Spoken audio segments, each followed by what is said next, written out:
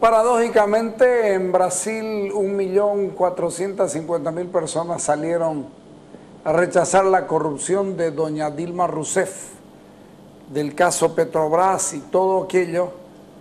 Y curiosamente, en Bolivia salvan a una ministra por la pérdida, entre comillas, de 150 millones, según ella, a manos de los movimientos sociales.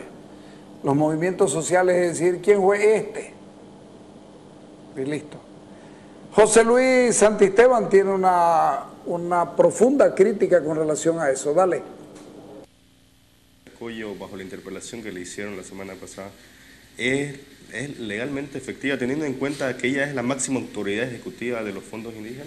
A ver, lo primero que hay que establecer es que la Asamblea Legislativa Plurinacional, el sistema de interpelación implica, independientemente de las diferencias políticas, que un ministro, en base a lo que la Constitución y las leyes le ordenan, explique sobre un tema específico, es decir, independientemente del color político.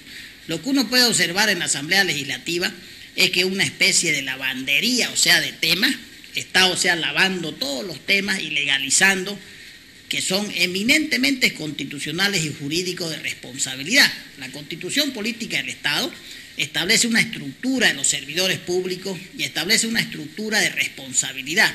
Esa estructura que establece el artículo 235, cuando dice que los servidores públicos deben rendir cuentas, en su numeral 4, deben rendir cuentas económicas, políticas, sociales y fiscales sobre la naturaleza de la administración pública, todo lo que está bajo su ordenamiento institucional.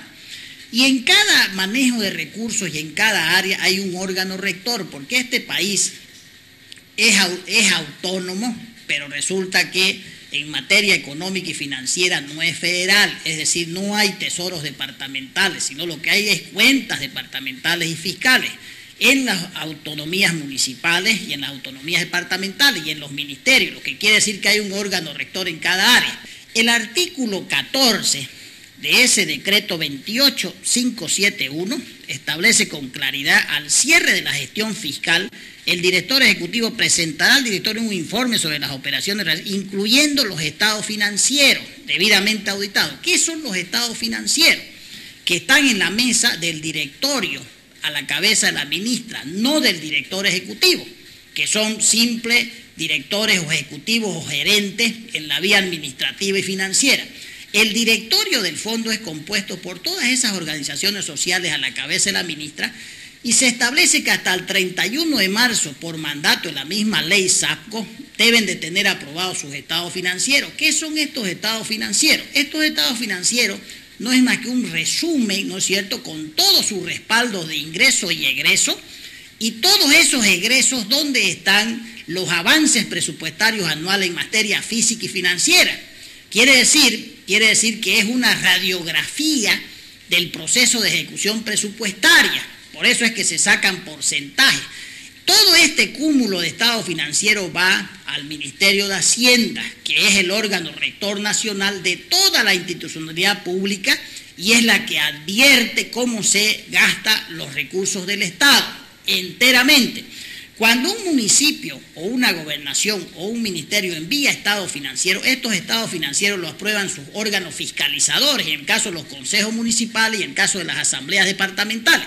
Cuando se aprueban estos estados financieros, hay una última fiscalización y aprobación que es Contraloría y es el ministerio del órgano rector nacional, que es Ministerio de Hacienda. Es decir, que no hay posibilidad de que usted siga cometiendo daño económico si es que estos estados financieros no son aprobados y ejecutados. Lo que ha sucedido en el fondo es que estos estados financieros probablemente, seguramente, ¿no es cierto?, hayan sido distorsionados y aprobados como están, es decir, con daño económico.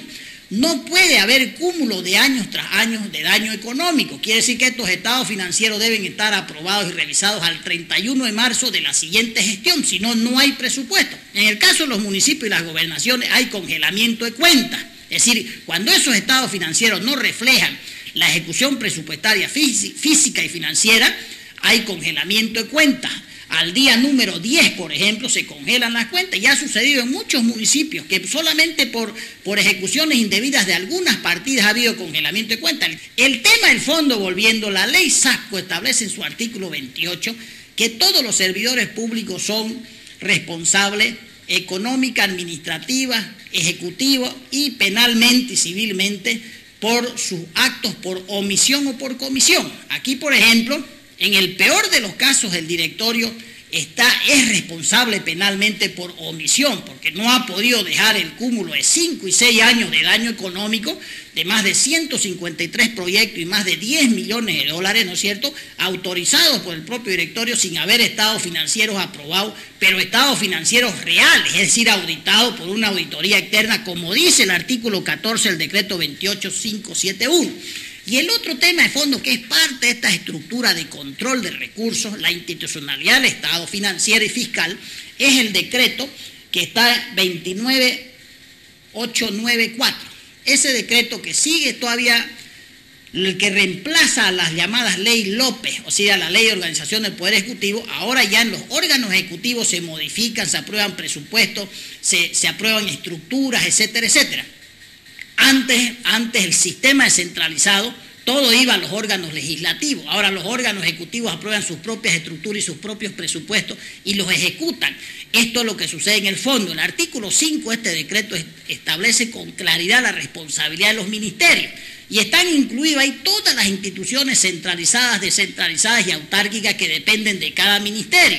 Entonces ahí por ejemplo, lo que se observa es el manejo de poder indiscriminado al margen de la ley, porque no tienen controles posteriores, no tienen controles en el momento de aprobar estados financieros sobre el manejo de los recursos, porque hay afinidad política, es decir, hay manejo de movimientos, llamados movimientos sociales, instituciones sociales, originarias campesinas, como el caso del SIDOP, por ejemplo, ¿no es cierto? Entonces hay una afinidad política. Lo que se está haciendo es utilizar los recursos sin control en organizaciones e instituciones políticas afines al gobierno, y es por eso que hay la llamada estabilidad social y política, porque obviamente están manejando en forma directa, disponiendo recursos sin ningún control.